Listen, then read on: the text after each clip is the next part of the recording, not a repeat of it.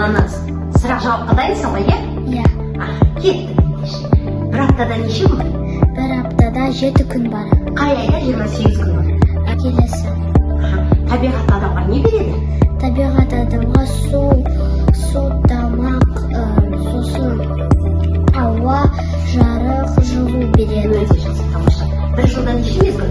Бір жылда 4 мезгіл бар. Адам көп нәрсені неден үйренеді? Табиғаттан. Ауа температурасы немен өлшенеді?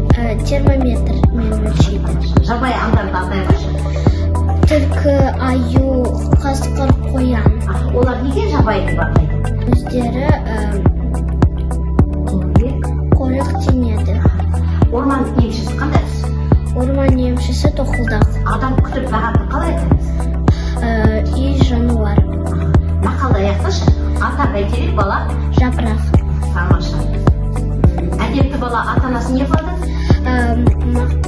Қуантады, мақтантады. Мақтанады, иә? Мақтан. Тыйым сөздер. Малды басынан, Малды басынан ұрма. неден не тәтті? Ананың сүті тәтті. Неден не жұмсақ? Ананың алақаны жұмсақ. Тамаша. Сенің ата-анаң, әжең, әкең, ағаң, бәрі бір сөзді қалай атайды? Отбасы. Мектеп қандай мекеме? Мектеп, білім мекемесі. Ода ұшақ көлікті қалай атайды? Ұшақ. Жылда қай мезгілде оқушылар мектепке барады? Күз. 2 таңбалы сандар қандай сандар? 11, 12, 13, 14. Тамаша. Ат шабады, ал қарлығаш? Ат шабады, ал қарлығаш ұшады. Ит үреді, қарға? Қарға қарқылдайды. Жылан жорғалайды, ал балық? Балық жүзеді. Лимон қышқыл, ал қан?